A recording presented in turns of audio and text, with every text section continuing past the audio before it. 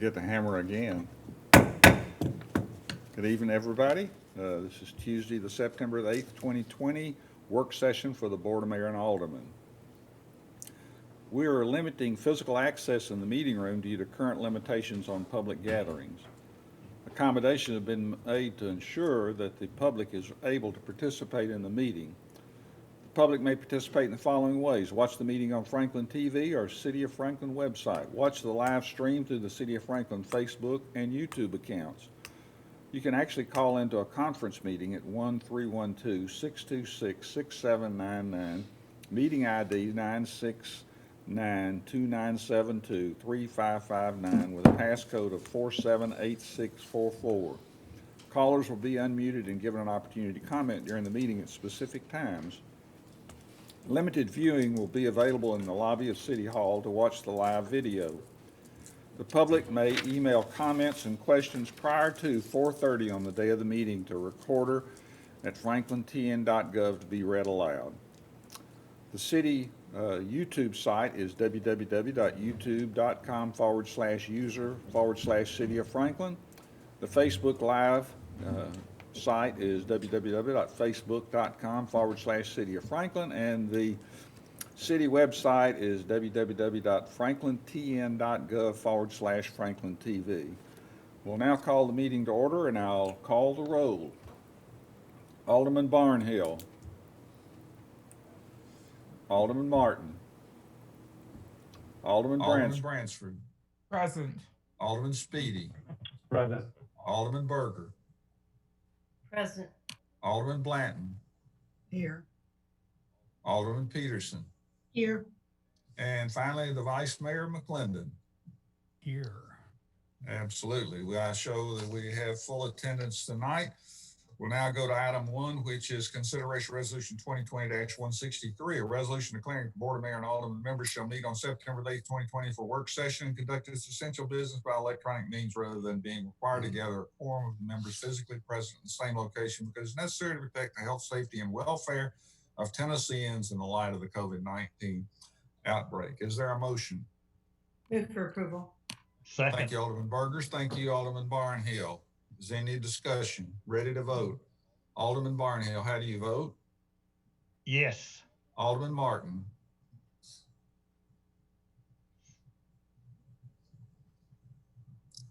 Alderman Martin.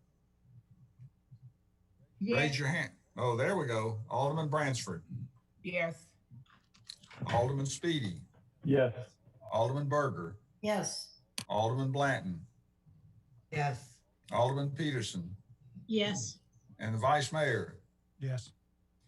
Passes unanimously. We'll now go to the opportunity for citizens to make comments for items that are not on the agenda. Do we have anyone that wants to speak to this body tonight, or do we have any communications? There are 2 callers on the line. I've asked to unmute you. If you do have any comments at this time, go ahead.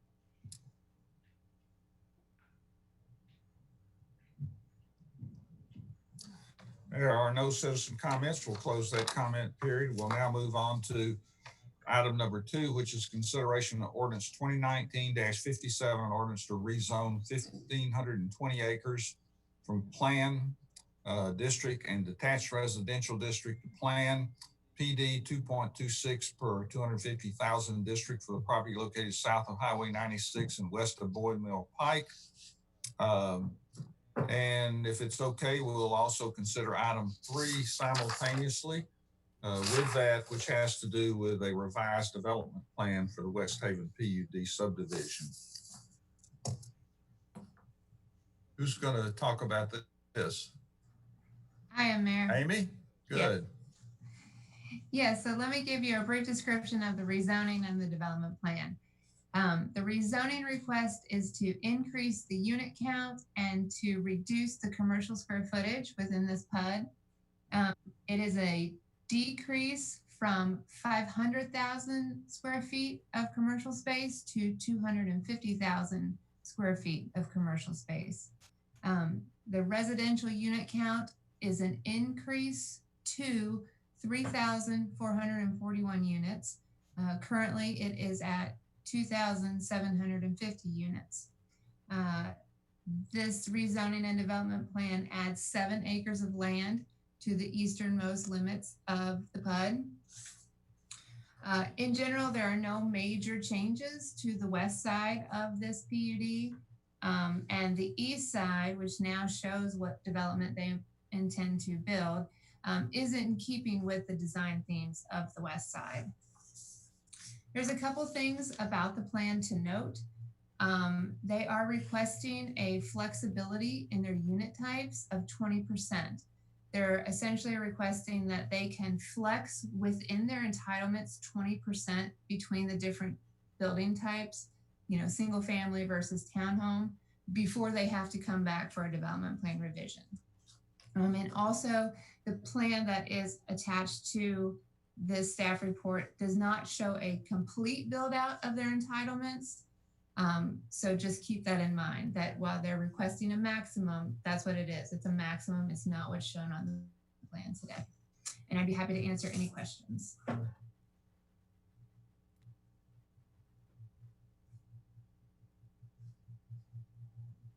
Any questions or comments? I have a question. All right, Alderman Yeah. Berger. Amy, the different building types, the flex of the unit types for 20%, will those all still remain for sale, or will there be some rentals in that mix? We don't define that on our plans, whether they're for sale or rental. So that They haven't indicated it? they have not indicated it, no. All right, and the current entitlements are in effect now. What are all of those entitlements? I mean, I know they're changing from 5,000 or 500,000 to 250,000 commercial space, reducing that. The housing units at 3,344. It's currently 2,750, I believe you said. Is that an entitlement they currently have? Their current entitlement is 2,750 units. Okay. Asking for an increase to that number. So they haven't completed their full build out of the 2,750 yet. They still have some to go, but they also are asking above what they still have to go today. They'd like to go a little further. All right.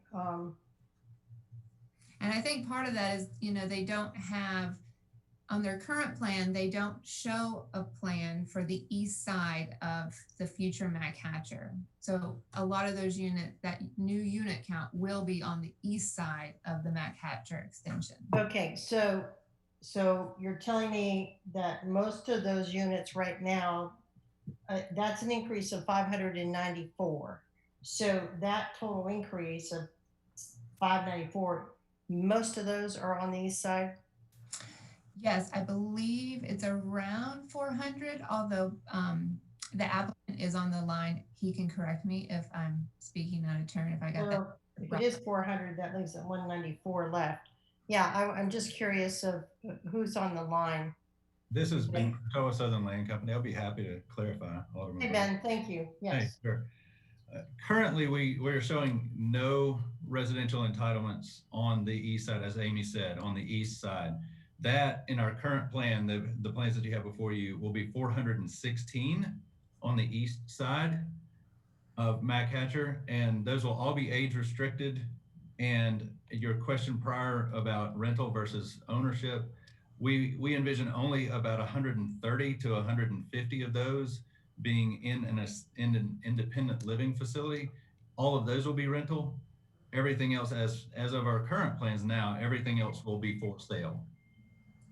So that's the east side. On the west side, we are asking for an additional 275 residential units for a total of 3,025.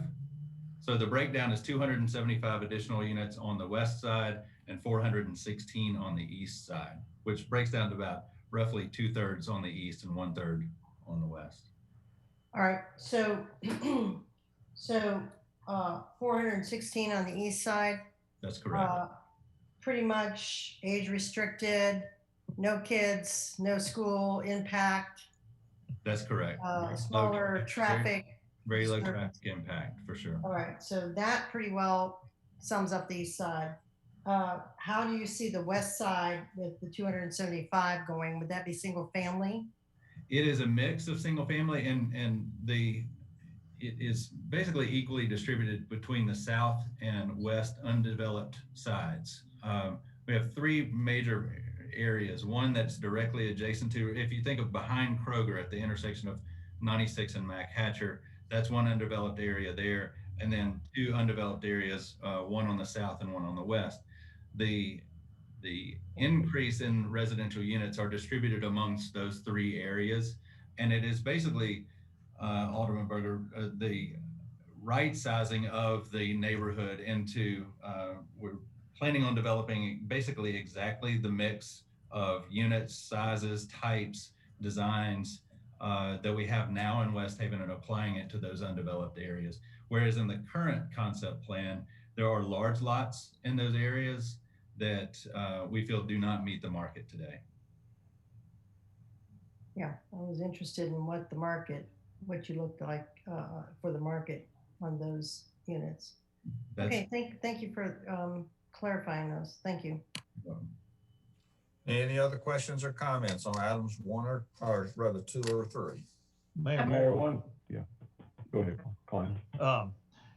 when we first approved this, going back and doing a little history, if I remember right, this was a 1,500 acre development with 2,500 homes eventually being built out. So we're going now, and I could be off a little bit, but not a lot. So we're going to 3,200 homes or so, and I realize there are changes made, and we make those changes as we go along. One question I have: at one time, West Haven or Southern Land was to put money into the intersection on, I guess, 96 and Fifth Avenue. Did we ever do anything? I mean, we've done some improvements there, but was that money that was used for those improvements? Was that the money that West Haven put in, or is that still, or has it ever been put in? I can answer that if you like. The West Haven funding has been earmarked for the multi-use trail along Mac Hatchers, if that's what you're referring to. Those funds are what's helping pay for that multi-use trail and the extension. And we developed an agreement with them to put those dollars towards that use, because TDOT was not willing to include that in the project unless we had local funding. Thank you, Eric. Mayor, Alderman Speedy, will you yield to Alderman Martin first? I knew you would. Yeah, you're such a gentleman.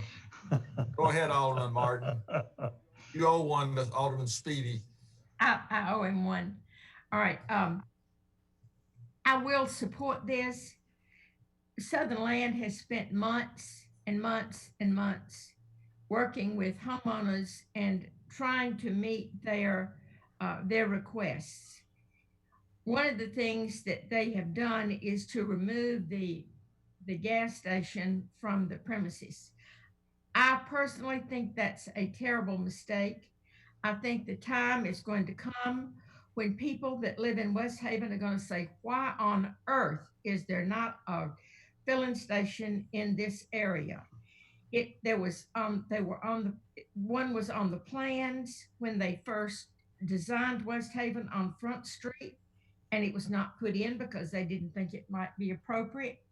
But anyway, they have decided to do that because the neighbors had such a fit about it. I grew up across the street from a filling station, and there was nothing in the world but just convenience.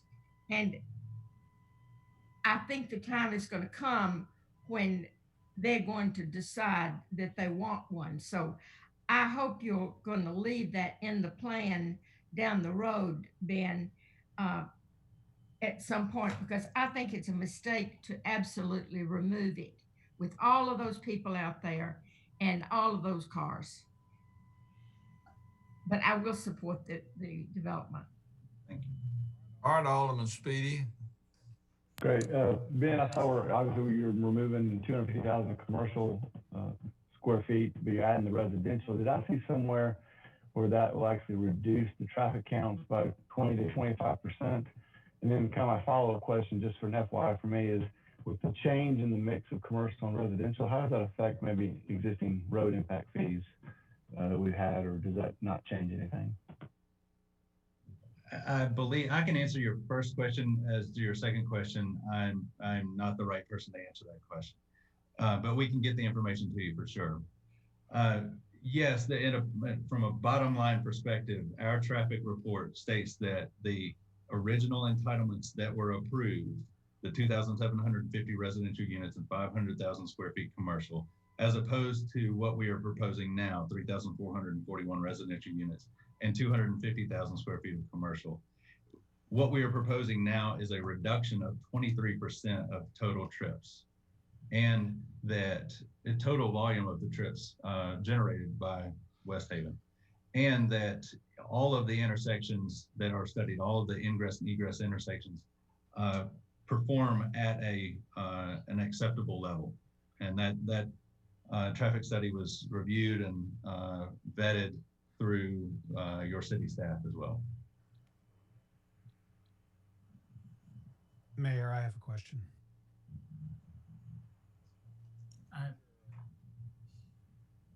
Alderman Speedy, are you done? Yes. Right. Go ahead, Vice Mayor. I'm wondering if West Haven will be kind enough to share with us what the reason for the shift from $250,000 of commercial/retail reduction of that and into residential. Why now? And what does that mean for trips offsite? I mean, it seems like you say that there's a reduction in traffic, but is that on site or is that everywhere? Sure, I can answer that in two parts. The reduction in commercial space, the original plans, and a lot of you on the call today were around when the original plans were approved. That was before the internet. That was before retail has made a complete shift over the past 10 years or so. And really even the traffic patterns on the west side of Franklin do not match from the original assumptions. Now that we're getting Mac Hatcher, things will change a little bit, but still the viability of commercial must be very carefully studied and met. We've learned throughout the country that unoccupied retail, unoccupied commercial space has the opposite of effect of vibrant mixed use environments. And so we've been very careful, very conservative throughout the development of West Haven. I've been there for working through this development for the past 18 years. And we've been very conservative with the commercial space that we've proposed and built in West Haven to ensure its viability. While we've increased the number of residential units, we feel that we have about a little over 200,000 square feet of commercial space now. We're still have available to us about 50,000 square feet of commercial within the entitlements. And so we're hopeful that there may be some commercial viability, but as far as a conservative plan moving forward, we feel like that the residential is the most conservative way of going and the most sure way of ensuring the viability of the commercial that we have now, that it will be assured to be viable going forward. So that's been the major shift for us, and that 500,000 square feet of commercial on the west side of Franklin, with the development pattern that has evolved over the past 20 years, being that West Haven is basically the only new development on the west side of Franklin in that last 20 years. So the commercial viability has remained relatively constant, and we feel like we've met that. So your second question was regarding traffic, and the way our traffic reports work, it measures and predicts the inbound and outbound traffic flows, as all traffic studies do. The 23% reduction is an overall reduction in total trips. So the actual inbound traffic is reduced, and I don't have it in front of me, and I can't quote the numbers, but the inbound traffic is reduced, and the internal capture is actually increased with the reduction in commercial. So it's an overall reduction, and when we make the presentation, I'll make sure to note what the actual numbers are for reduction in the inbound and outbound trips, if that's of interest to you. One final question, if I may. The property north of West Haven is coming under considerable development pressure. Is there any, have you evaluated the potential different outcomes north of West Haven as far as it impacts your interest in changing your plan away from commercial and towards residential? We've kept a close eye on the potential developments north of us, and from an infrastructure standpoint, from a market standpoint, from like you say, a commercial viability standpoint. As of now, that has not made a change. Mac Hatcher still terminates at West Haven basically, and there's not a lot of through traffic. And so the north side of 96 and West Haven will be the end of Mac Hatcher for probably the foreseeable future. And we don't feel like that any further development is going to have a significant impact on the viability, enough for us to have made a change. Anybody else? If not, I'd like to see if I see Alderman Blanton. Go ahead.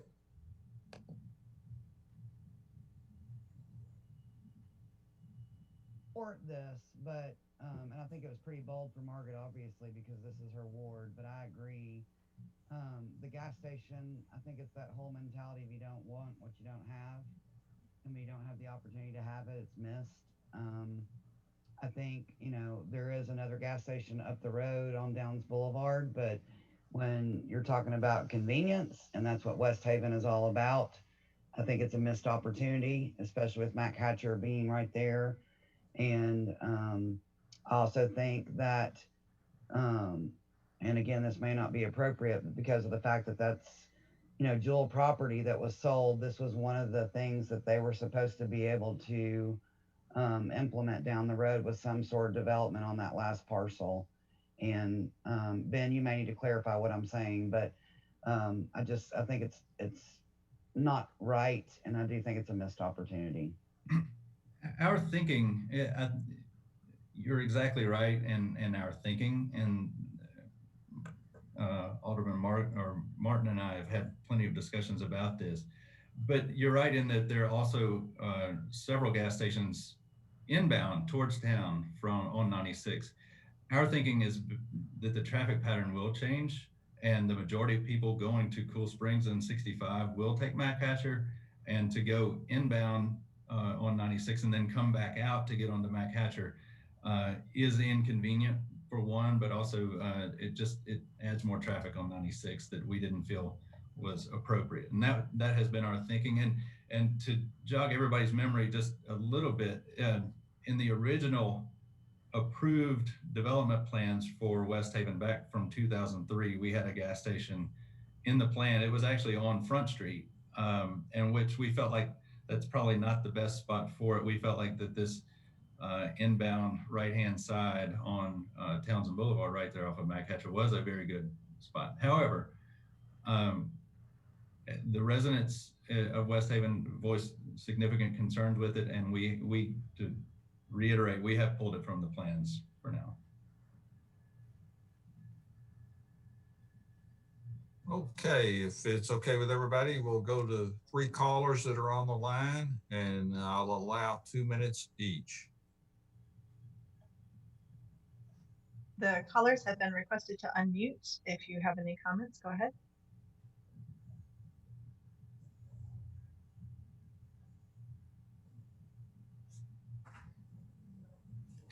Look like they're good listeners. So Any other comments? If not, we'll move on to item 4, which is a contract number 2020-128 Parkland Impact Fee Agreement between the City of Franklin and West Haven Partners. Thank you, Mayor. Good evening. Before you is the Parkland Impact Fee, again with West Haven Partners, as we've been discussing for the last few minutes. They have a total impact fee of around $3.3 million. They are eligible for private and public offsets with this agreement. Some of the private amenities that they would receive offsets for is an active living recreation facility, multi-plazas, pickleball courts, as well as pools and amenities. The public offsets include that would be open to the general public to come into this area and utilize, would be multi-purpose playing fields. Different sports could utilize them at different times, or open space, numerous trails, and several neighborhood parks because of the numerous amount of new dwelling units that will be in this particular development that is applied to Quadrant 4 in Parkland. The Parks Department recommends approval of this contract. I'm happy to answer any questions. Everybody good on this? Okay, item 5, which is the contract number 2020-0141 West Haven Road Impact Fee Reimbursement Agreement with Southern Land LLC.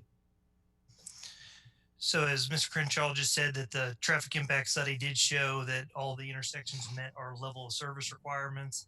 However, there are some improvements that are needing to be made. And what we've worked out with West Haven is our Southern Land is to eventually add a traffic signal at Stonewater Boulevard at approximately 25% of the build out in conjunction with TDOT. And some of the improvements that they're making now, there'll be some improvements to State Route 96 and at their access point. And then as we do with all collector roadways, we're requiring that they improve Boyd Mill from their site access to Highway 96. The exact limits or the exact design of that will need to be evaluated and looked at during the following a survey and initial alignment study. But generally speaking, we're looking for a 35-mile-per-hour design speed, bike lanes on both sides, a grass strip, 6-foot sidewalk, and essentially continuing what we have on other sections of Boyd Mill. So we are recommending approval of this road impact fee offset agreement, and happy to answer any questions you have. Any questions for Mr. Holson? Okay, we'll move on to, do we have somebody on the phone? Okay, does anybody on the phone like to speak to items number 4 or 5? You have 2 minutes each.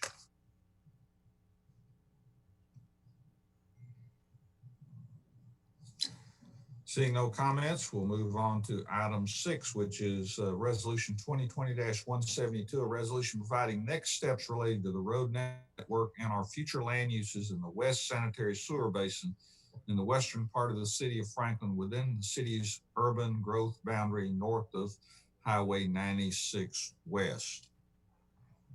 I'll just say a couple words to kick this off and have Vernon talk a little further about this, but this had been actually already raised to this evening in our earlier discussion in terms of a path forward in terms of development pressures and potential development, and a more specific, refined vision of what the city of Franklin sees for the west side of our community along 96 West, north of West Haven.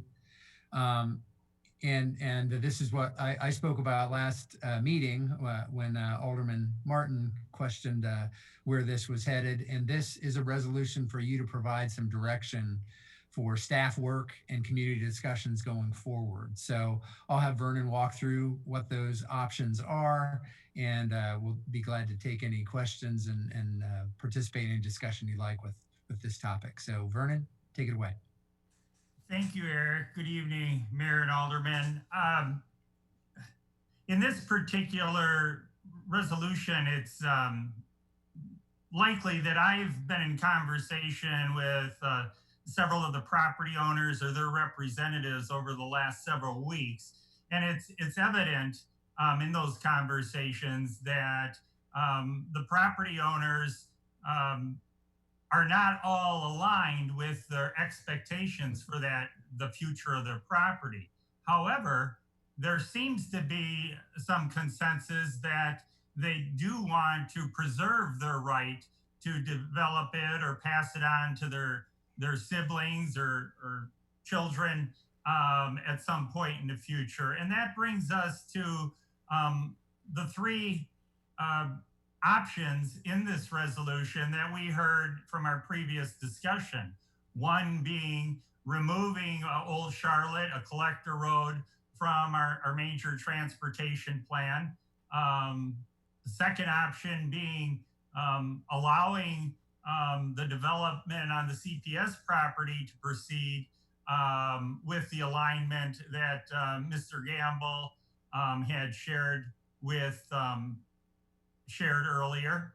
Or the third option, which is staff recommendation and taking upon what we really do best, is engaging the citizens, particularly the property owners, to look at the properties in this vicinity more holistically, not only from a land use standpoint, but also for our essential infrastructure, sanitary, sewer, and water, and a road network, including the electric and natural gas, of how those uses will align with the infrastructure. And that way, in the future, we'll be able to provide guidance, and nobody will be surprised, particularly the property owners, when we talk about easements or right-of-way for future roads or utilities. So it's with our recommendation that, and we'd hope you agree, to allow staff to facilitate a small area plan. It'll take several months, if not more, but it'll be inclusive of the property owners and citizens in the area and the community that care about this area of Franklin. Thank you. Thanks for all those clarifications, Mr. Girth. Board, questions or comments? Mayor, I have a question. Go ahead, Vice Mayor. As I read option C, it appears that option C would sort of call timeout on even the selection of the major thoroughfare collector road placement. Is that an accurate understanding? Well, that would be, yes. But if, on the same token, and while in my conversations, I wouldn't expect this to occur, if any of the property owners wanted to come forward while we're working on this plan, we could certainly invite them to do so, but they're going to be engaged in the process anyways, and it'll be in everybody's best interest to, again, take the time to work not only on the land uses, but also on the infrastructure, because that's really important, because we don't have the luxury, as we all know, based on the state legislature's recent changes, to annex property by ordinance anymore. So we only can entertain annexations by the property owner's request. So having those property owners that are in an urban growth boundary understand what will needed to extend services to the area, but also to their properties in the future, will be very beneficial to everybody involved. Okay. Thank you. What I'm really wondering is if we were to opt for option C, would adding either A or B be of any use, or would that be redundant? Seems like C references local road network as part of a small area plan, in which case it seems to me we would not need to include Correct. an A or a B with C. C is all of the above. Yes. And more. Correct. Yeah, you're going to look at the road alignment as part of the broader discussion, along with other infrastructure related and obviously land use related topics. So that's correct. Obviously, well, it may not be obvious. I will be supporting option C. Mayor, I have a question. Not a question, a comment. Go ahead, Alderman Martin. I would like for, before we sit down with a plan, I would like for all of the neighbors in that area of the farmland to sit down with Vernon and with whoever is in charge of discussing this, hear from the neighbors before anything is ever decided. Because even though the door is open for them to come if they want to, I really want them in on the front end of it. I mean, after all, we're doing it for them. And I would like for them, for their input to be there on the very front end, and then we can take it from there. Um, I think they would appreciate that, and I think it will help us in giving us some real important guidance. Mayor, Go ahead, Alderman Barnhill. what Alderman Martin said, I'm going to just add a little bit to that. I think it is super important that we engage the property owners and that they understand some of the options that they have.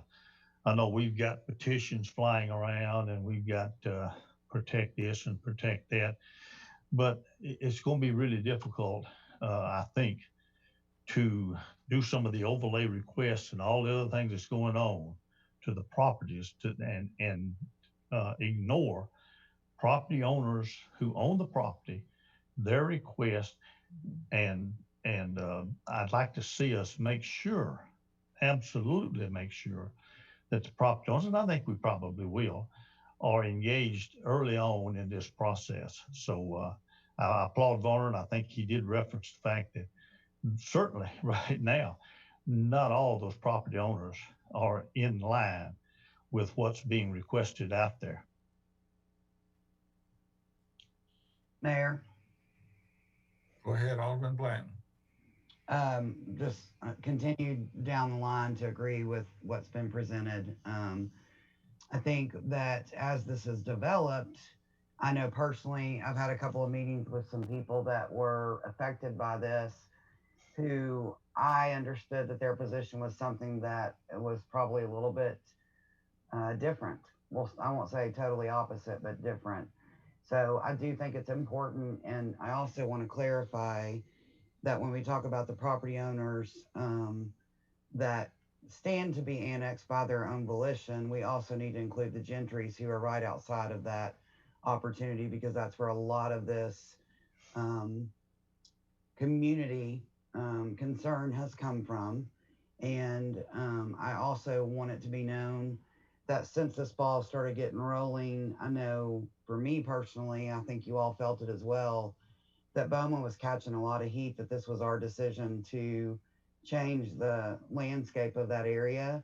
And while it's been said here, I want to mention again that by no means do we have the authority to change anything into what we want it to be if we don't own it. And what that means is, if we've got a rural area that's going to be developed, it's not because we wanted that to happen. It's because those property owners came to us and are trying to work through our system to make that happen. So I know this position, it's not always going to be, you know, pats on the backs and easy, but it's also very frustrating for things to be misunderstood, that we're carrying a torch for something that we didn't even light the fire. So it's probably a little bit too more than you need to know, but I've said it before, I think angry is probably a little bit of a overstep, but I think there's been a lot of misinformation about our role and what's going on. And I think this proves our commitment to making sure that we get things right and to making sure that we hear every voice that it affects.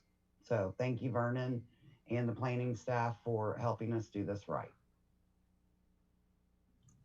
Alderman Peterson. First of all, would this land use plan be a planning commission document or a board of mayor and alderman document?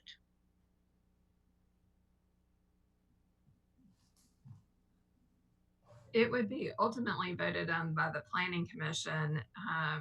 Sometimes what has happened in the past is these are sent before the board of mayor and alderman first for a recommendation to the planning commission, but ultimately it is up to the planning commission to adopt any small area plan or change to Envision Franklin or change to the major thoroughfare plan. Exactly. So the major thoroughfare plan part of it would also continue to be a planning commission document, not a document of the Board of Mayor and Aldermen. But we do want to structure the process in such a way that the board is clearly weighing in about what they see as the vision for development in that area. So it can kind of serve both purposes, but you're right, technically it will run through as a planning commission document, but we are going to engage the board in such a way that you are clearly stating what you would like to see in terms of development in that area. And may I continue just for a moment? I also did not go back to look to see exactly where the UGB lines are out here. Can somebody just kind of quickly say where that is?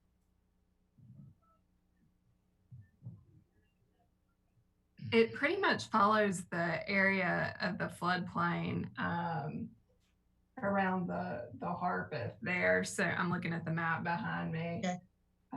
So it extends just a little ways past West Haven on 96 and continues north, and then wraps around the floodplain area all the way up to Hillsborough Road, if that helps.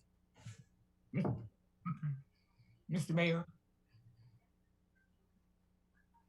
Go ahead, Alderman Bransford. I see you waving at me. I wasn't sure if you had your ears on or not. I agree with what's been said thus far, but I also want us to be thinking, because not only are we getting pressures from out 96 West, but Hillsborough Road and the Brown Land Farm area, I think that's going to be an area too that we're going to have to look at, Vernon, and I'm not sure how many owners are out there, but that's not our discussion tonight. But I think we see with our peripheral entry into our city that pressure in those farmlands are out there, and having potential small area type of development plans for that may be the way to go. So I agree with what's been said for the 96 West area, and look forward to seeing that come to fruition and some kind of plan for us to work on. But there's other areas that we need to keep in mind as well. And just to clarify, option 3 does actually include the entire West Harpeth area, which runs all the way up to Hillsborough Road. Oh, okay, good. Eric? And yet, Mr. Mayor, I have a question, a comment. go ahead, Alderman Berger. Thank you. I'm trying to figure out, I mean, I agree with option C on this. And I don't think it needs to be exclusive to, you know, as Dana brought up, cutting out A or B. I'm someone that really wants connectivity. I think we are very short-sighted when we don't look at connectivity, because the connectivity is important, very important, 15, 20, 25, and 50 years from now. So I want that studied very astutely in this option C, if that's where we go.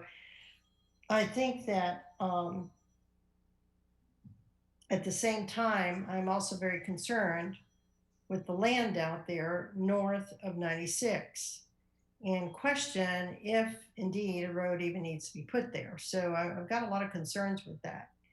But if we're going to do a small area plan on here, my question, and Emily, you're on here, maybe you can answer this.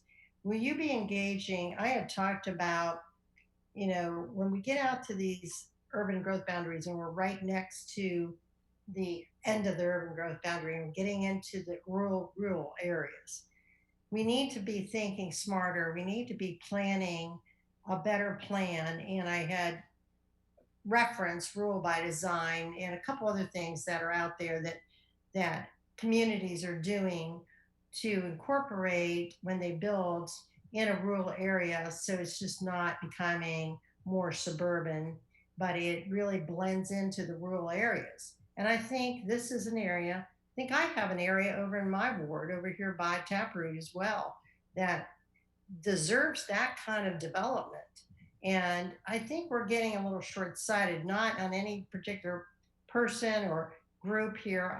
I just think this is something we need to pull back from. And I think this is good. We're doing that right here. But we really do need to pull back and really look at what does a more rural development look like in the city that blends in and goes in to the rural areas of our county. I think those transition periods are going to be very, very important. So I would say in this, and when we move ahead, that maybe we engage some outside developers who have done designs, like who have spoken to communities or worked with communities doing more rural designs. I would just suggest that. I'd like you to look into it. I maybe like to have some feedback on that as well. So that's all I want to say. Thank you. Mr. Girth, did you want to say something? Oh, yes, just real quickly, all the comments are valuable, but what I want to emphasize, and no matter what area of the community that we start looking in, that are greenfield developments, it's becoming increasingly important that we look at our sanitary and sewer water infrastructure as well as our road networks, because we have to consider these areas more holistically than allowing property owners to come in and say they want to annex, and they may or may not be contiguous to the city. We have sewer and water and road infrastructure is very expensive. It's in fact expensive to install, but very expensive to maintain for a community. And we've got to be able to understand where, how we can plan to make sure that infrastructure is put in that will best serve the community long-term, but also put in efficiently with the help of people that want to do things with their land in accordance with our expectations. So it's a big statement, but we're going to spend a lot of time focusing on infrastructure in this type of discussion as well as land use. I have one last quick question on that Matt Catcher extension. Mr. Mayor? Go ahead. When we do this study, the small area plan, not only are we going to look at hopefully Mac Hatcher to 96 and right there where it ends beyond 96, but looking at the extension all the way over to Columbia Avenue. I think we have to gauge that because eventually that will be built, but I want to make sure that our projections are looking at that in our thoroughfare plan. And, you know, I know BOMA will be engaged on that, but I just want to put that out there for Emily. Thank you. Just one detail, Mr. Mayor, we're talking about the West Harpeth out here. Yes. Thank you. Anybody else? If not, I'd like to see if there's anybody on the phone that wants to make a comment. 2 minutes.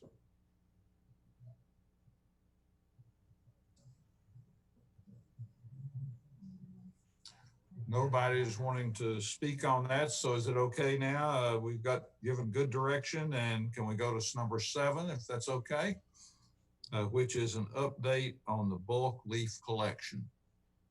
So we're going to have Steve walk through this with you. We took some feedback that we got last week, refined the plan a little bit, simplified the plan maybe in some ways, and we'll walk through that with you and answer any questions you have. Steve, take it away. Thank you. So good evening. So yeah, I appreciate all the input that you all provided regarding the residential bulk leaf collection in our previous meeting. So just kind of want to touch base on some of our research, our collection zone map, and our communications. And so a couple of years ago, we had realized that we were struggling to indeed meet that level of service expectation for our daily collection of leaves during the time between Thanksgiving and Christmas, if you would. And so it caused us to start looking at a couple of options. And the biweekly process was indeed that one area that we felt would help us accomplish that level of service expected by leadership. And so we started looking at some of the challenges, and certainly Highway 96 east and west. PowerPoint catching up, it looks like. East and west actually helped us to break the city out from a 5 zone to 2 collection zones, if you would. So you'll see the green zone and the orange zone, indeed from 96 West to Bridge Street to 3rd Avenue, extending toward New Highway 96. Now, we do have an element within the downtown area where we have a maintenance team that actually performs work a few days a week along Main Street and the square. And typically, this time of year, those are supported by our street sweepers. However, during the leaf season, they're supported by the leaf vacuum trucks because street sweepers don't effectively get up leaves that have not been processed already. And so that was one of the challenges. One of the other challenges we had was our communications, and we've decided to leave that up to the professionals, Melissa Ryerson, Monique McCullough, and the communications team downtown to help us get the word out. And they've done such an amazing job with the Blue Bin campaign. And so we're going to rely on their strengths to help us communicate our process moving forward. And so with that, I'd be happy to open up to any discussion or thoughts.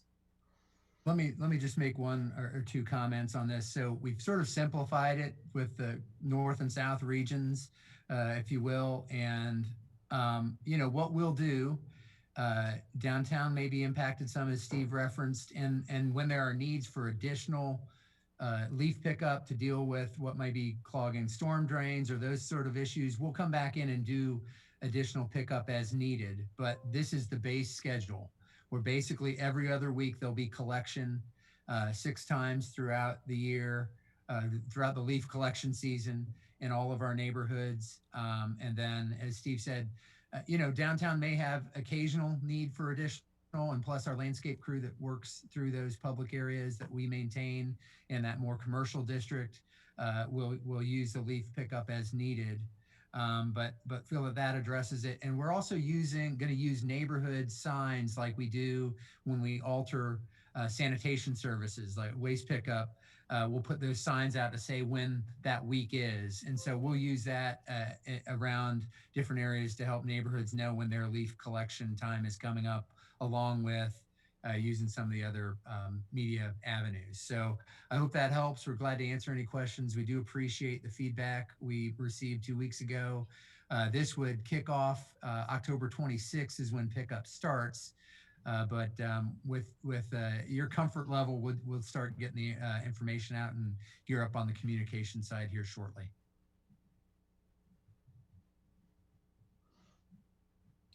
Okay. Any Well, questions? Mayor, I do have one comment by constituent that they would like read. He writes, I don't like the new leaf collection plan. I've been I rake every week and pay taxes for the services that have been around for a long time. I believe the streets are going to start looking like a mess this fall. And another person asked about a question about sewer, and they said we have a lot of leaves out here in different areas of residential that has a lot of trees, and their question was, how does that impact our sewer? The leaves washing down the sewers with a lot of the rain that comes sometimes in the season. So Steve, how do we deal with the sewer being impacted if a lot of leaves are sitting around from week to week? So I think maybe they're referring to the storm sewer. Yes. So our stormwater team will do they'll really pick up and do an even better job of evaluating the drainage systems and making sure that we have drains that are clear of debris, sticks, leaves, that sort of thing. So typically leaves are put along the top of the curb in the grass strip, typically, and not in the road. So we really shouldn't see much impact there. I would additionally maybe point out that the bagged leaves are not going away. So SES is still going to continue to collect business as usual when a homeowner puts out leaves, even in the early part of the season when they're pretty minuscule. If they have the ability to bag those, then SES is going to continue their program business as usual. I would say if we have any education materials that go out from your street department or sanitary department, whatever, Monique, Melissa's departments, that we make sure that we reiterate to the citizens to put these leaves up on the curb and not in the streets, because I do see a lot of them in the streets, and that's where they get washed down our stormwater sewers. And there is some concern about that. Thank you. Yes, ma'am. Mr. Mayor, could I ask? Alderman Peterson. Thank you. Well, now whenever I think about them picking up the leaves here, I think they're using the vacuum on the streets. Are they using the vacuum in our yards? Because I thought we were supposed to put them out in the street so that they could be picked up by the vacuum. I think that is pretty typical. If you put it on the street or you put it in the grass strip, we'll pick it up with the vacuum. Now, what do you mean by the grass strip? I mean, I'm talking with us, it's either in the street or on our yard. Yeah, well, where you have a sidewalk and you have a grass strip between the sidewalk and the street, that's an option, as well as in the street, wherever people put them, we'll vacuum them up. But well, as I say, the thing is though, I've always seen them just picking the using the vacuum out on the street. I don't think I've seen them using the vacuum in our yards, and we don't have a sidewalk, so there's not a strip. I see what you're talking about on the strip. I think it is most common that people put it in the gutter of the street, and that's where we pick it up. Okay, and excuse me, may I continue? Sorry. May I continue, please? The other thing that I want to ask about is, and I do understand dividing it into two parts will cut hopefully the work in half, but the other thing is, are you going to start like going from west to east or east to west on those weeks there? In other words, you're obviously not going to pick everything up. When you talk about the week of something, whenever somebody's trying to get their leaves out and everything, and honestly, if they're out in the street, cars are going to drive over them. I can tell you right now.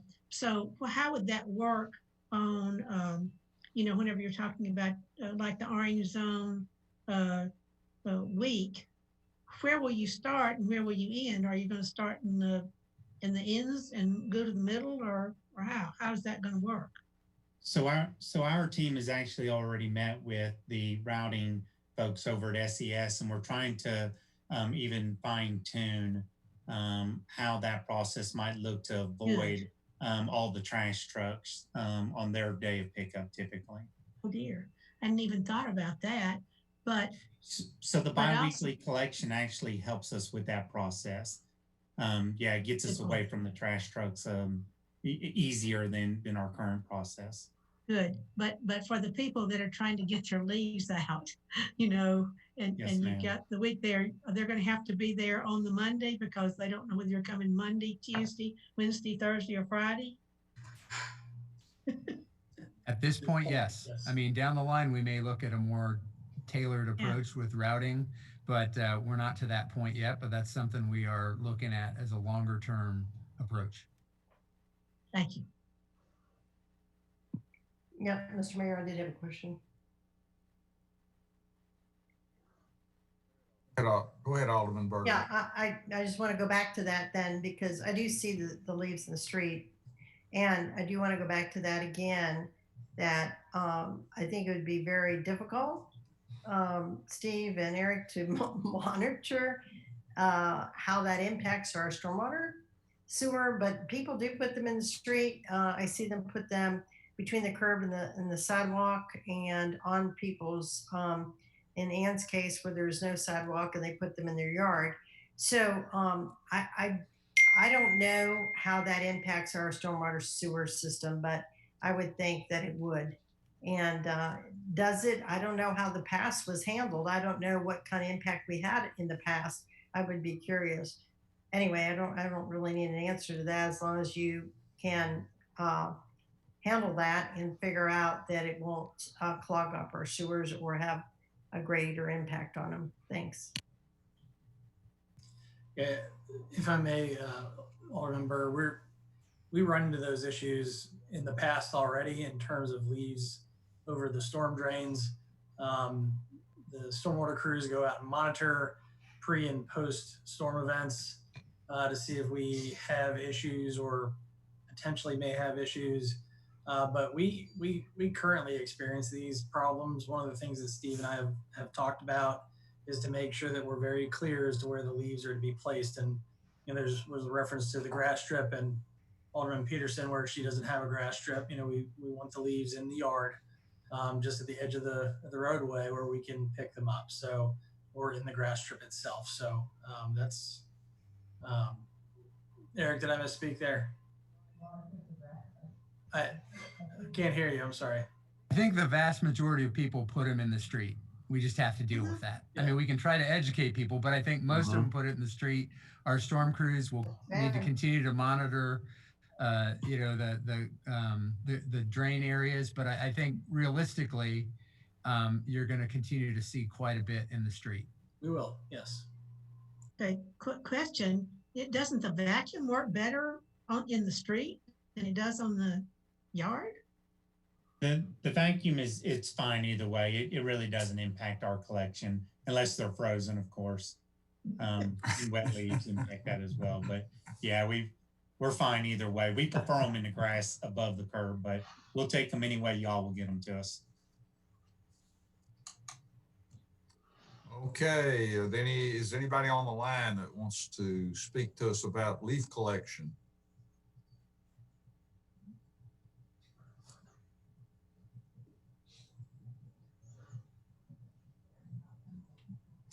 Looks like we don't have anybody who wants to talk about the leaf collection. So thanks for those comments. We'll move to item 8, which is ordinance 2019-19 to amend Title 16, Chapter 5 of the Municipal Code to address public gathering and expression events.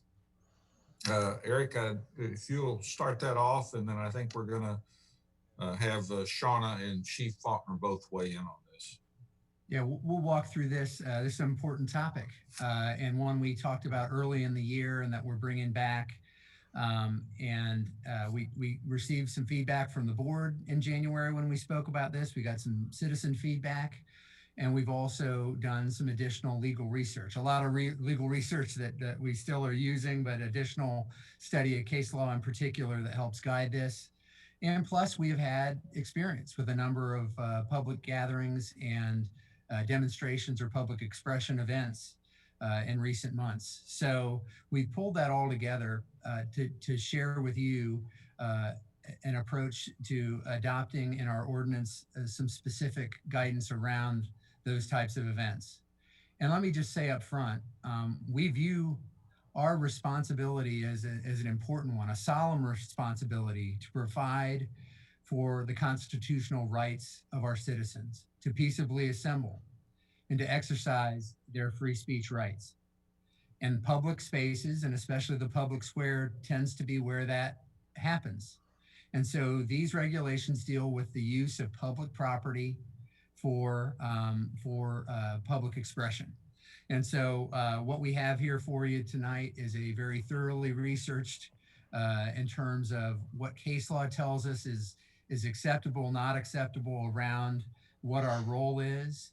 And our role is to provide and manage the time and the location of these events, but not the public message. Our role is to provide for public safety in these settings and the ability for people to be heard safely and for the rest of our community to continue to function safely while people express themselves. So that's what we want to focus on tonight. And again, it's not about the message, it's about how we facilitated in a safe way, a common sense way. Sean is going to take the lead in walking you through the very specific kind of technical elements of it, but we also have on the line Chief Faulkner and Monique McCullough, who both work with these aspects in a lot of different ways. And I will say a lot of what we're doing is really documenting and putting in writing what we already do in terms of the communication that takes place, gaining an understanding of the event location, timing, the number of people, what needs to happen to maintain public safety and the safety of everyone involved.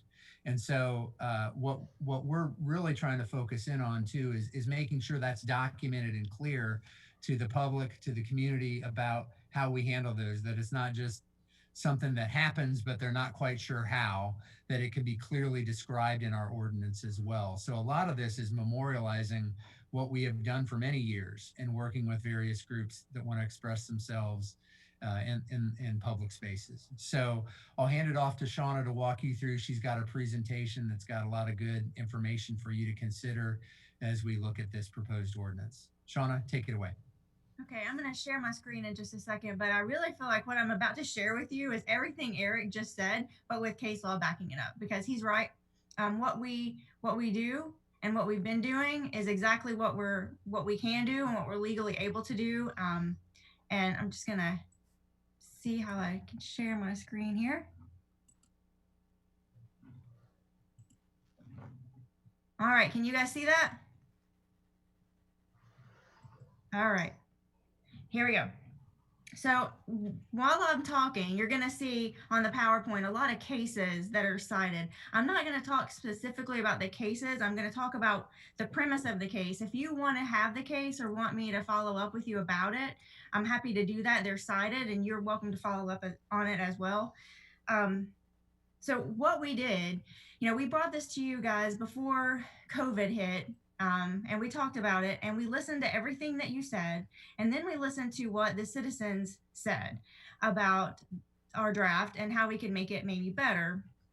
So one thing that I did that's different, and you'll see that in the ordinance that's attached, instead of creating the public gathering and expression as its own separate chapter or title, we're including it inside the special event permit because really they're the same thing. It's a group of people asking to utilize public space for some reason. And we don't even care what the reason is or the topic. It's how do we facilitate that the best that we can, either with people or with time. So the first question is, can we permit citizens or groups to protest, march, and demonstrate within the city limits of Franklin? And the answer is yes.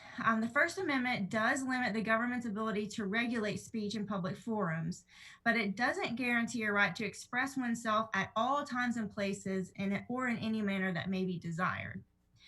There are long established First Amendment principles that permit the government to act in ways that burden expressive freedoms if it can demonstrate an adequate justification for doing so. Public safety is obviously a legitimate and compelling governmental interest that can justify certain restrictions on speech and assembly. So what that means is, the way we see the utilization of city property for the purposes of protesting and marching is to make sure the people who are out there exercising their First Amendment right to free speech can do so in a safe way. And that's really our number one goal, is to protect the protesters.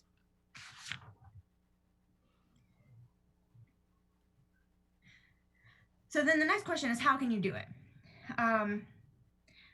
First, restrictions that single out speech on the basis of content are subject to strict scrutiny, meaning that they must be the least restrictive means of achieving a compelling state interest. Well, we don't have to worry about that because our ordinance is very clear that we are not regulating content or speech. We're not going to even ask that they tell us what they're going to talk about or what they want to use the time in the area for. It's not really part of our purpose. But second, if we're going to create a permitting process, the restriction, if it's content neutral, must be narrowly tailored to serve as significant government interest and leave open ample alternative channels for communication of the information. This is where our ordinance, I think, really shines. We are very specific in what we're asking for in the permit and how we're going to work out the details of the protest or the march or the demonstration. And if we can't work out a time and place that they ask for, we have other ways to get the same message across. And I'm going to talk about that in a second.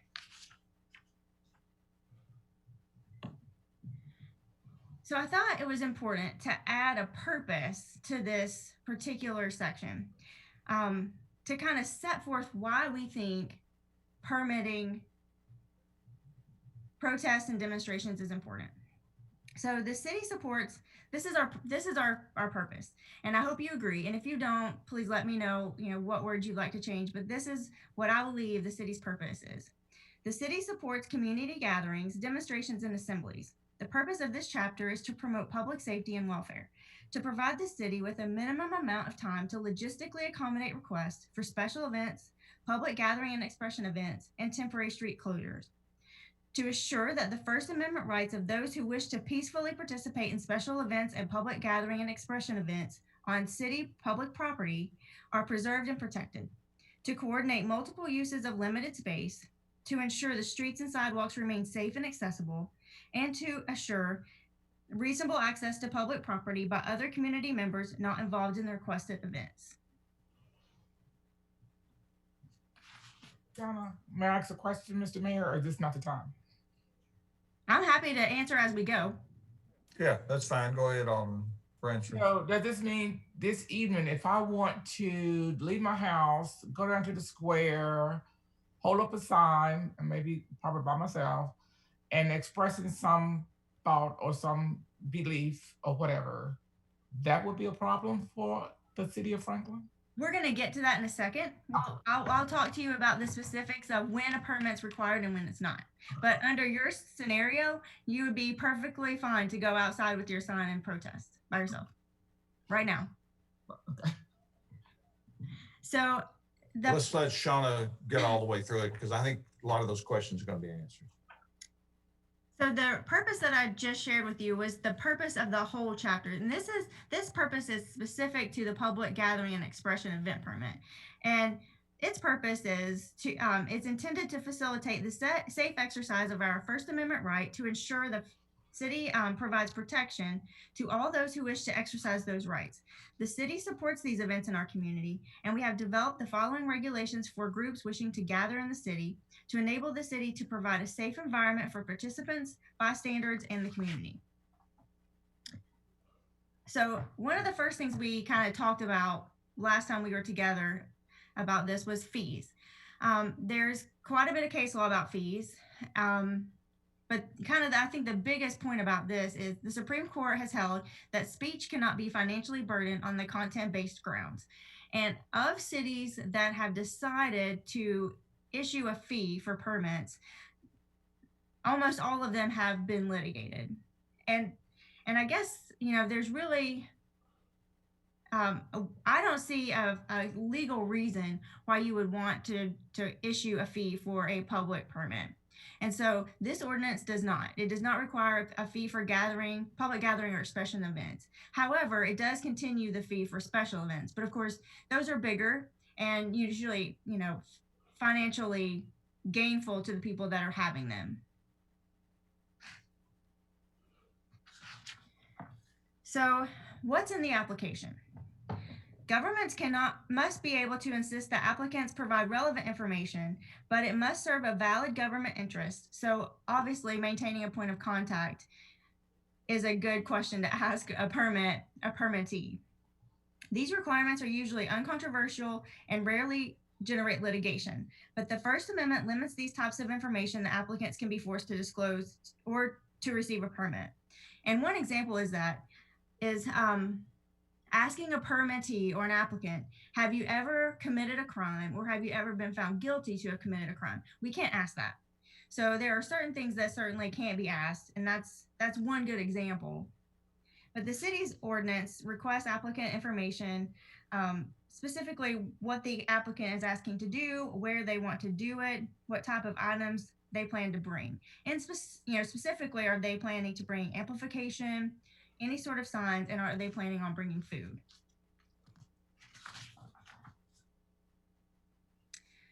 So this gets to your question, I think, Alderman Bransford. Courts are really hostile to permit requirements for small assemblies. Such requirements is almost certain to be struck down if it applies to groups of 20 or fewer. So this ordinance starts with the baseline of 20 people. If it's 20 people or more, we're going to ask that you get a permit or apply for a permit. If it's 19 or less, you probably wouldn't need a permit unless you're planning on closing streets or that kind of thing. Even if it's just a small amount of people, but you want to close streets, you're still going to have to get a permit.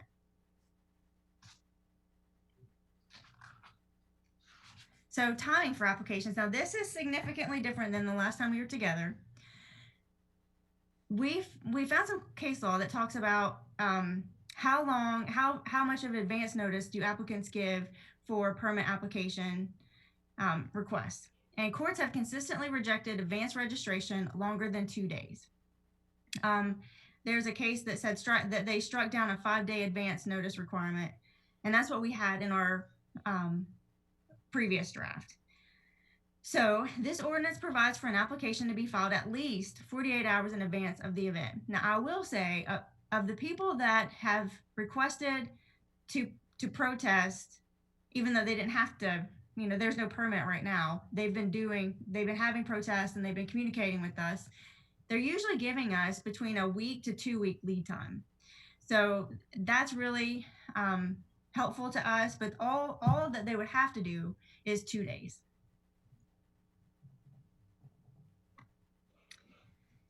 So approval of a public gathering. When multiple applicants request to use the same property at the same time, we have to decide how are we going to approve them. So we've talked about having an application that would be submitted through our online portal. So it will be really easy to see who submitted first. So we would adopt the first come, first serve regime. That process has been litigated, and courts have found that that is an appropriate way to decide who gets the area first. So it is a first come, first serve permit. So that might, when you might see that is when someone says, I think I'm going to go do this, and then the counter protesters want to try to get in at the same time. So we would take first in, and then we'll talk in a few minutes about what we would do with the counter protesters. So we can apply conditions.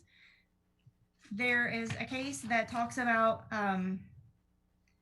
our permitting regimes being allowed to have conditions such as a list of prohibited items, and they may also authorize local officials to impose additional conditions on particular permits in the interest of public safety.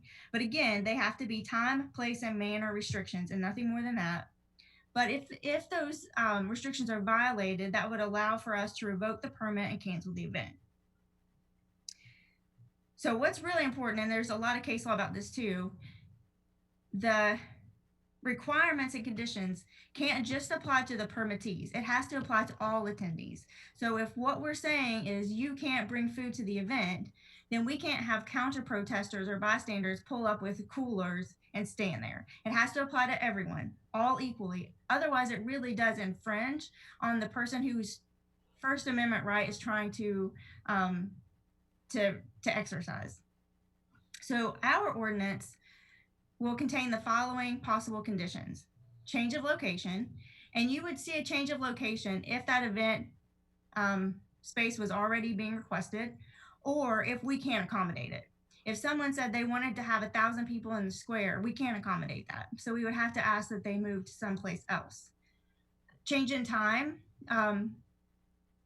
Again, you may have somebody with the same time but in a different place, and we would ask them to switch their time so we can have 2 events on the same day, just at different times.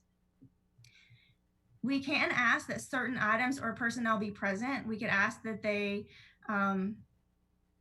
that, well, to let them know that we will have police and fire at our facility, or that we want them to bring certain things. But there's also a list of prohibited items. And most of those are things that can maybe be used as weapons. And then also food and alcohol. So no unfettered discretion to regulate expression. Administrators are not allowed to use unfettered discretion to permit or restrict speech. A Supreme Court case invalidated an ordinance which on its face looked pretty good. It required permits for public demonstrations to be granted unless the city commission's judgment there was a problem with public welfare. That seems okay. Peace, maybe. Public safety and health, that seems okay. But the problem is decency and good order. Like that seems very, that seems like they're trying to get at the message. And so the court struck that ordinance down, saying that it was unconstitutional. Challenge provisions are usually upheld as long as the administrator's discretion can be fairly characterized as less than absolute. So this ordinance doesn't give a whole lot of wiggle room. For the most part, it's either approve with conditions, or deny. And the conditions are fairly limited. So, I mean, there's really not a whole lot of wiggle room. Eric, you may want to step in on this. I don't really know if you want to address that. Well, I think the next slide kind of helps address some of that, but really what we're proposing is that because of the short timeline and what you're looking at, that you provide that authority to the city administrator to make that call in these potentially short timelines, but that it's also very narrowly focused on these specific sort of time and place and kind of safety related elements, and don't get into anything that gets into anything that is a judgment about the message itself. You know, we will always be looking at events and anticipating what's needed to support it. A lot of that information we gather from the organizers, but we also, of course, are paying attention to the rest of the environment and who may be responding. And so that's part of our operational planning. But the actual decision making, we want to focus it pretty narrowly, so that folks know what that is when they come in the door too. So it really does try to keep it in a pretty limited field, but that is very defensible. Mm-hmm. So to avoid potential First Amendment pitfalls, cities are well advised to specify that permit applications will be deemed granted if not acted on within a specified time. Now, this particular ordinance doesn't say exactly that, but what it does say is that the application must be approved with conditions, or denied within 24 hours of receipt of the application, unless the event is further into the future. And we talked to the event organizer about that. That puts a lot of time pressure on Eric. But again, we don't want to infringe on someone's First Amendment right to speak. It's all about whether or not we can safely help them facilitate that event. It also states that the city administrator will communicate with impacted departments and resolve all doubts in favor of granting the permit. So sometimes it takes a little longer to work through an event because we're not really sure. The event changes, especially marches, about where they may want to go. And this, I think, will help us ask for meetings with the permit application holder, because sometimes we know a better route than maybe they do. We know where sidewalks are. We want to keep them on the sidewalks. So this will help us get to the right people to talk about how to facilitate their event. The other thing operationally that we have already done in a lot of respects, but this will make even more important, is we do a good bit of pre-planning. A lot of times we know people want to be either on the square in the center, or they want to be around the square, or you know, we've had some use in parks and other areas. So we really have done a good bit of pre-planning already, but we will have that kind of ready to go, kind of off the shelf, if you will, to look at small, medium, and large gatherings and what would be involved in supporting them, and kind of already thought that through. And then work through that with the organizer in terms of what they're looking at. So that's something internally that again, we've already done quite a bit of, that we will continue to do and refine so that we're kind of ready to go and working with groups. Mm-hmm. So there may be times when we would need to deny a request. There's a case that talks about we can do that if it violates the permit regime that we've set up. So if we ask someone to submit an application 2 days in advance and they don't, and their event is, weeks and weeks out and they don't do it, and it's not sensitive to an event that just happened, something recent in the news, we can ask that they not do it, and we can ask them to disperse. We can also deny a permit if there's some sort of unlawfulness to it or something that would endanger health and safety of surrounding people. But the grounds on which a denial would happen, it would have to be very, very, very blatant that safety is an issue or that it's unlawful. If it's for the same time and same place, we're going to try to work with them to find a time and place that can also work for them so that we can approve the permit. Denial is our last ditch effort. It's going to be quite hard for someone to be denied. Under the city's ordinance, denial is limited to not applying in time, not completing the application, or there's a valid permit for the same place and same day. If someone is denied, the appeal is to BOMA. We have to be able to pull you together in enough time that their event could still happen as requested. So that's going to be a very quick turnaround, which is yet another reason why we would like to work with them rather than deny it. So spontaneous expressions based on recent news. So if something happened today and you want to protest about it, something happened at either at the federal level or the state level, and you're really mad about it, really happy about it, you can react to recent news without a permit. Even if it's more than 20 people, if you want to come down and react to it, you can, if it's based on a recent event.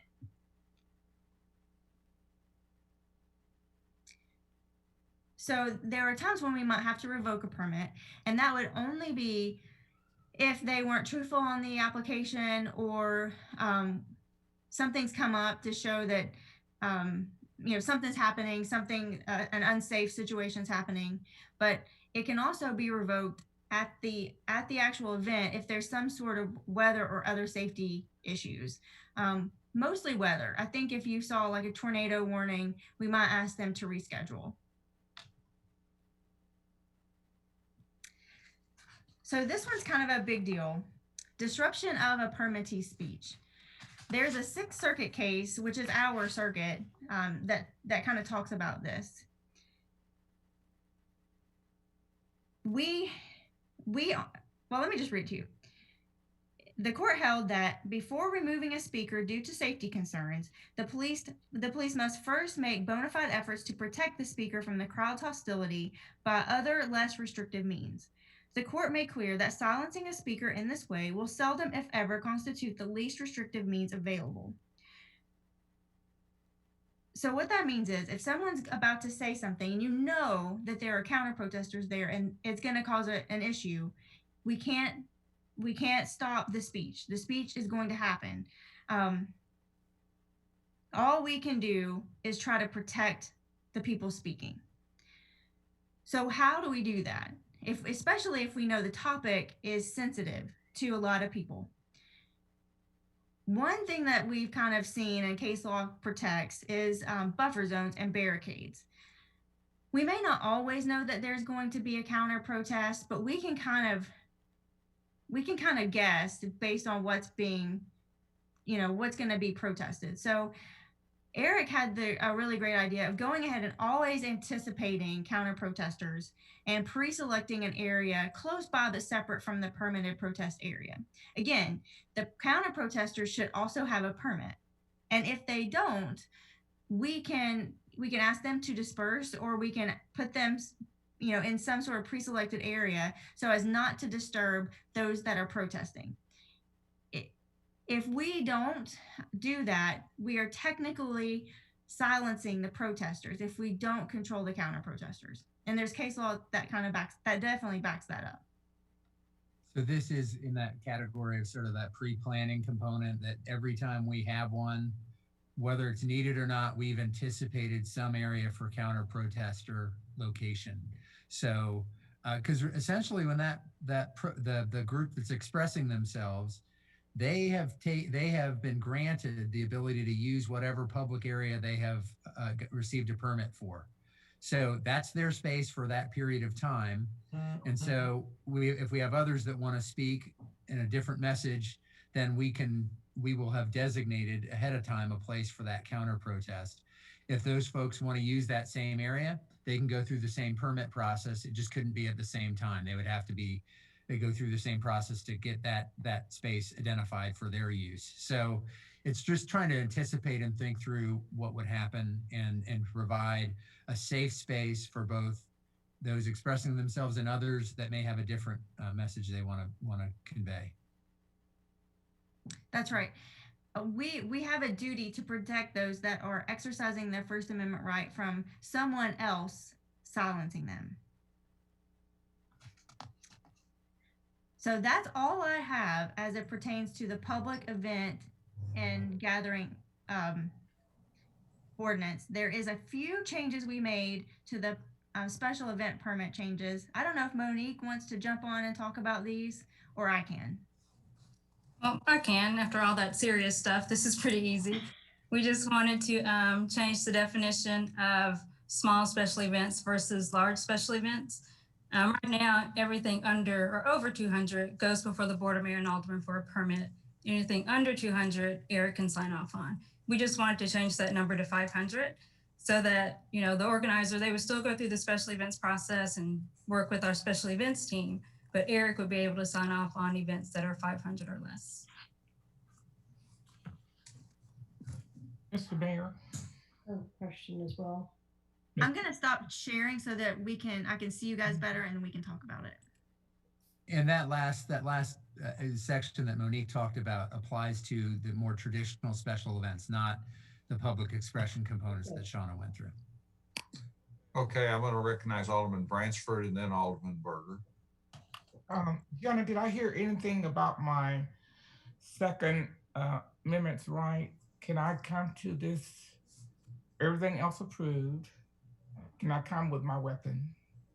Well, I looked at that, and the state of Tennessee is very pro guns, and there's nothing we can really. There is some cases that might back us up to prohibit it, but I don't think right now we would want to do that. So yes, you could carry. I don't think we would want to prohibit firearms. Okay. That's all I needed to know. Alderman Berger. Thank you. Yeah, I think that would apply to carry permit holders, that they have their First Amendment rights. They have their amendment to do that. Okay, so I've got a couple of questions, about 4 of them, real quick. Let me start with this one. Understand our First Amendment rights, but if they do damage to our city, can we deny the same group again when they come to apply? I assume we can. No, we cannot. Well, it depends. No, you really can't. Hold on. So a permit holder or permit applicant is going to be like someone who is in charge of the event. All they're doing is saying, I want to have this space for this thing. The people that come, and so you say you have someone that comes and they're protesting and they commit a crime while they're protesting. That criminal aspect is specific to them. The police will do whatever they need to do to the person committing the crime, but the actual permit holder is not responsible for the actions of the people, the criminal actions of other people. I mean, Okay. that's true anywhere. Yeah, all right, I got that. So how about a specific group that's been destructive elsewhere to property of other cities and taken place in other cities, and then they come here to hold the same violent demonstration and they follow suit? you have in there an area where we could deny that, correct? You mentioned Well, something what about you're that, public safety. you're assuming that they're going to be violent, and we can't really assume that. Okay.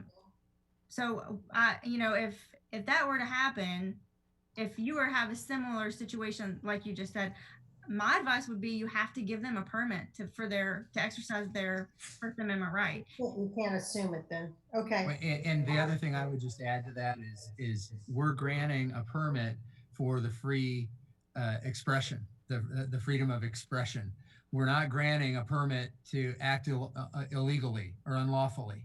Right. And so the rules continue to apply in terms of what we would enforce around property damage or any other violations of anybody else's rights are continue to be in effect. And that's what we're going to continue to monitor. And we have cameras, almost all of these areas, especially the public areas you're mainly thinking about. We've got police officers, police presence, both what you see and don't see. And so we take that really seriously, but we do need to provide the opportunity for people to speak. And it doesn't mean they get to misbehave otherwise or violate other people's rights in the process of doing that. Yeah, okay, I understand that, and thank you for that clarification. Shauna, you mentioned something about deny on unlawfulness. You mentioned that. How does that apply? So no one would probably tell us this, but if they applied saying that they wanted to do something that's unlawful, we wouldn't allow them to do that. So, if it would be on them to be honest, but if they came to us and said, this is what we want to do, and we're like, wait, that's against, you can never do that. It's against the law. We would deny it. I can't really foresee a situation that we would ever use that. Okay, how do we address, or can we not address extreme strong language, a very ugly strong language, F words, things like that, yelling in a very public place around shoppers, children, families, like in a downtown setting? Is that able to be handled at all or not? It is not. Being able to use curse words and foul language is a First Amendment right. Okay, and then, so how is 500 to 1,000 people handled on the square? Would they be required to get an event permit? And would they require a different permit, or would they have to pay for more security if they're going to bring in, say, 1,000 or 2,000 in our downtown? Well, we haven't seen a demonstration or protest that large. If they were to ask for that and they said, we're going to have 1,000 to 2,000 people, we probably would try to find an alternate location other than the square, because I don't know that the square could hold that many people. But that's definitely something we'd have to talk through. Well, it could. You would be very much involved in blocking off traffic completely, and lots of other more impactful street closure type of elements, and that is an area that we do get into some specific issues. So we would look at that, what's related to that. We look at alternative locations that might be better able to accommodate it. All that would be part of the discussion of the permit process. Because I would think too that if they had 1,000 or 2,000 people, they would definitely have to block off the roads. And then that's just not a permit for a demonstration. That becomes an event, I would think. Where don't you have to apply for a different permit if you want to block off streets? Right. So now if they tell us they want to block off all the streets, then it would have to be a special event permit, because then they're closing all the streets. And that requires actual use of police and fire, or maybe even solid waste, to shut those streets down. So yes. In that streets, yeah, it's a more involved process. So we do get into a little different time frame there. I would think so. My last question is, are there conditions, I did not see anywhere in here, any conditions that are applied for people putting down items, such as bringing blankets, bringing chairs, bringing sleeping bags, bringing tents, or a time period that they would have to vacate the area and not have anything left on our square? And you mentioned food, you mentioned coolers, but how about the ability to bring blankets and chairs, sleeping bags, tents, and that? I don't see that addressed here anywhere. And how do you speak to that, Shauna? Well, we didn't really address sleeping bags and chairs, and I can see situations where chairs could be totally appropriate if they're going to be there for a couple hours and you have, people that might need to sit. We kind of talked about camping, not as it pertains to protest, but camping in the city as a whole. We don't have campgrounds in the city, and we need to be more clear about that in our parks section of our ordinance, because we don't have any camping unless you get well, there was a couple years ago we had camping for I think some sort of reenactment, but that was a special event and it had to go through the process. We don't have like facilities for people, so we actually need to address camping as a whole throughout the whole city, in our parks included. So that would then pertain to our city square and areas of our public spaces, correct? Yeah, all public property. I would ask that we do that immediately and put that on the agenda next to do that, because I think we need to address that. And also, I would not be opposed to having special permits in our parks if there was an overnight event for something major.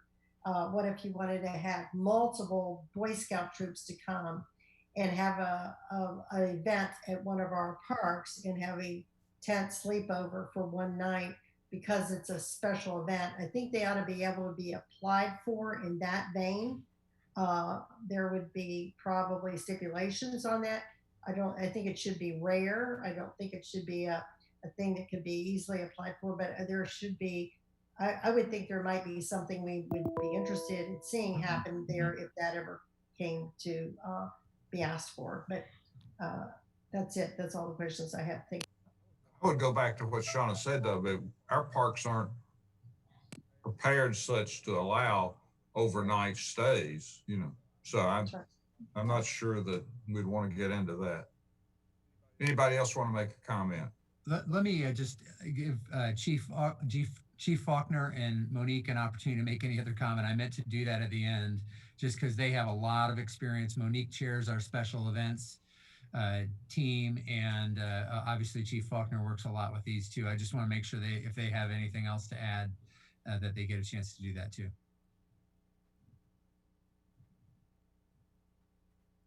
I didn't know whether Monique was going to speak or not.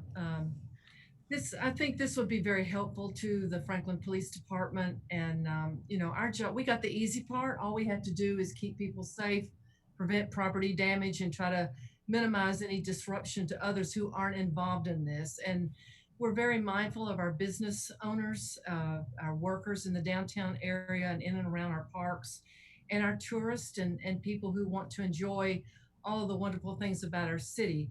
We also are extremely mindful of people's rights to say how they feel. And, I've taken an oath to protect that, to protect people's constitutional rights. And I always will. And so will the men and women of this department.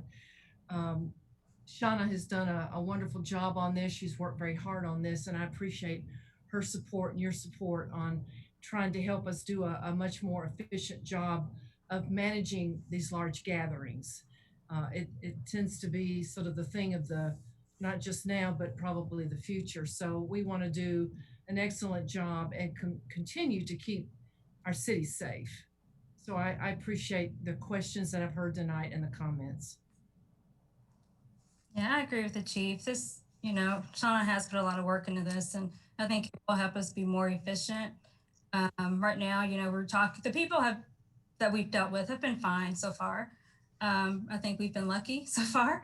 So I think this will help us even better in the future, just kind of work through things with them and make sure that they understand what we're expecting and we can understand what they're expecting too. So. Angie, do we have any callers on the line that would like to speak to item 8, ordinance 2019-19? We do not have any callers at all. Mayor. Go ahead, Vice Mayor. Democracy is not always tidy. I will not be supporting a permit process for the exercise of your rights to assemble in a peaceable manner and And I also think this is an invitation to litigation. There are public policy law firms that go around and find cities, counties, governments to sue.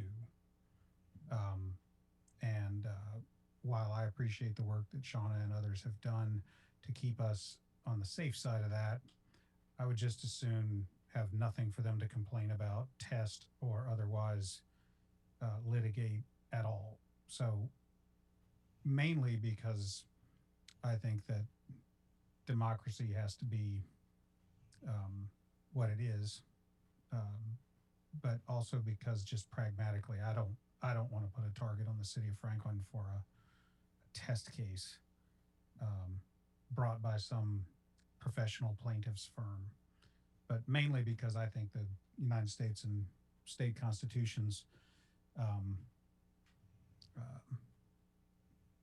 are pretty clear. And I understand that you can make reasonable time, place, and manner restrictions, but I'm just not willing to do that. Mayor, may I ask a question? Go ahead, Alderman Blanton. What is the penalty if someone does hold a public whatever and doesn't go through our processes? There's no financial penalty. We would just ask them to work with us to set a time. So if we find out there's like 50 people, come at the square and they didn't get a permit, we would see if there's some way that they could schedule in the future.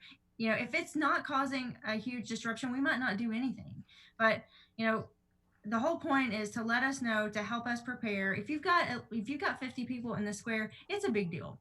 And traffic is impacted, our police are impacted. We probably wouldn't have police there watching and helping. And definitely there's a safety aspect. We really want to keep these protesters safe. And we've realized over the past few protests that there are issues, and we want to make sure that they feel like they can come and exercise their rights and do it and feel safe about it. I don't begin to know your job, Shauna, nor yours, Dana. And I know that all of this has been created on good faith, that we're trying to do the right thing. And I think that Franklin, by and large, is always trying to be ahead of things and almost, I hate to say cutting edge, but Dana's words concern me. I don't mean that they're gospel, but I think that anything that we implement is going to be a learning process for those who need to use it. I don't care if it's picking up leaves twice a month, twice a week, or what the rules are for assembling on the square. Oddly enough, I ran into a friend today who told me that he and some other people have been meeting on the square for a very long time, weeks, months, praying every day, whatever day that was, and how much participation that has garnered, especially here recently. Something like that, I guess it would have to be an ongoing permit process. I don't know. I do have a lot of faith in you, Shauna, and that you've done your due diligence. And Eric, I know you're trying to be above the fray. I think it's interesting. We started something, now we're coming back and fine tuning it. I would not be surprised if we have to fine tune it again. So I guess for me, we have to trust the people that we put in the positions that we have. That includes you, Eric, as our one employee, and Shauna, you as our attorney. And so while I'm kind of like squinching and going, oh gosh, I rolling the dice, I'm gonna have to put my faith in what you're telling us is the right way to go. So. Mr. Mayor, I have one comment. Go ahead, Alderman Berger. I would just say that I think Dana makes valid points, Brandon makes valid points as well. And I think when we're thinking this through, we need to be thinking about safety, number one. Number two, how do we be helpful to our residents? A lot of our businesses as well, because these demonstrations, protests, what have you, usually end up at our square. Very rarely do I see them elsewhere in our town. So they end up in our square, and our downtown is very narrow streets, very tight, compacted area. So how does that affect our residents down there? How does it affect our businesses? So they deserve us being prepared to help mitigate traffic and people and just